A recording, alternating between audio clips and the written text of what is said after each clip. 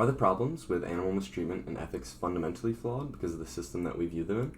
Hi, I'm Tanner Masaryk, and Regan's argument offers reasons as to why the system we view animals in is flawed and how this oppression can be compared to that of different human oppression. So Regan's case for animal rights attempts to explain a system that has placed animals as nothing more than resources and explains how this way of thinking should be changed, and he does this by using different philosophical views and different views of other people. And the purpose of my speech is going to be to explain his reasons and to kind of give an overview of his case for animal ethics. So the first main point is going to be how Regan explains the system that we view animals in and how nothing is going to change until the system is changed. The second point is going to be how Regan says animals do have moral status and why some arguments against their moral status don't really work. The third main point is going to be how Regan discusses inherent value and how this lack of inherent value in animals wouldn't make sense when relating inherent value to that of humans in certain marginal cases. So, bringing us to the first point, Regan explains the details of how animals are treated case by case aren't what's fundamentally wrong, aren't what's the main problem, but what's fundamentally wrong is the system that we view these animals in. This system allows us to view animals as our resources and nothing more. If they exist for our benefit, Regan is saying that whatever harm happens to them doesn't really matter. Regan also explains how even the animals that aren't kept in confinement are still viewed the same way as the ones who are. In the end, they're still going to be killed, and though that it might ease people's consciousness a little bit, Regan says this still isn't enough. So his point is that to right or wrong of this treatment, this system, this view needs to be changed, and the dissolution of animal agriculture has to take place. While this view is accepted, he's saying nothing is going to be done to stop treating animals in this poor way. He's not okay with this view putting animals in the property category. And one statistical chart I've found actually shows how many animals we eat each year, or how many animals are slaughtered each year. And to connect this with Regan's argument, because we view animals as nothing more than humans, this chart is just going to keep going up and up and up. You can see it's already at 1.4 billion for pigs in 2014. And though this does end at 2014, I can assure you nothing is really being done to change this systematic view of animals as less than us to stop this increase. So, to get into Regan's talks about moral status, he talks about how animals do have this moral status and why certain arguments against their moral status just don't really work or make sense. So he talks about the pain argument, where people deny them moral status, saying we owe animals nothing, therefore we can't harm them. He also connects this with the indirect duty views, saying that people who believe animals have no rights think we have duties maybe regarding them, but no duties to them.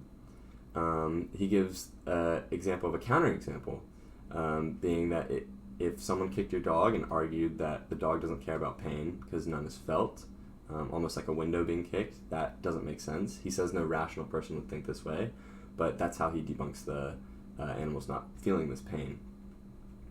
Then he starts to explain contractualism within this point, where contractualism is basically a contract or set of rules that we are able to sign or agree to that gives us our moral status. Because we can understand them, that would mean we have moral status. Now, animals couldn't understand this or these type of contracts, so in theory they wouldn't have any rights. But if we use this, then Regan says we'd also be saying babies or maybe mentally ill people would also not have these rights if they're not able to understand this. Now, he does bring up the point that contractualism does kind of make sense as to why animals might not have moral status, but he says it can't be used because it doesn't make an adequate theoretical approach for the use of for the moral status of certain human beings. So bringing us to Regan's views with inherent value and a little bit of moral status, he explains the utilitarianism ideas and examples. One example being that Aunt Bo story, where basically you have this aunt who has a lot of money. If you kill her, you get the money, and you can give that to people who might need it more. Well, Regan says in the utilitarianism point of view, this would be okay, but a normal person would think this is not okay. And he argues that if you think it's not okay, he connects this to animal ethics by saying that if it's bad to kill your aunt for the money for other people, then it must also be bad to kill these animals to benefit these other people. So he's basically saying no good end doesn't justify an evil means. So then he transitioning into his more prominent ideas with like inherent value. He says limiting inherent value to humans doesn't make sense because the argument that humans can do more than animals doesn't always work. We have the marginal cases where some humans might not have the potential as the average human, but they're still given the rights that they deserve, which Regan does not like. His argument is that we shouldn't really be looking for the differences between the species, but we should be looking for the similarities for who has this inherent value. And the similarity that justifies them having inherent value is that the animals are experiencing a subject of a life. A subject to a life is important to us. Obviously, most people don't want to die. Obviously, animals don't want to die. And since we know they're a subject of a life, we must then know that they have inherent value. And Regan also gives the argument of if inherent value was given just to Homo sapiens, then this would be speciesism. Just because Homo sapiens are Homo sapiens, that's not enough of an argument to give for animals not having these rights. Even when like certain humans may not be as smart as certain animals, they still get the rights, and Regan is saying that's not okay. He kind of brings us back to his overall argument, saying that because they have inherent value, they must be given their equal right and equal treatment and be treated with respect. So to conclude the speech, Regan gives examples and believes that the abolition of animal use in science, factory farming, and hunting all has to end. This system that allows us to view animals as our resources is the main culprit, as why this increase in animal deaths is happening and why people think this is okay. And he's saying that's the first thing that needs to change for actual change to take place.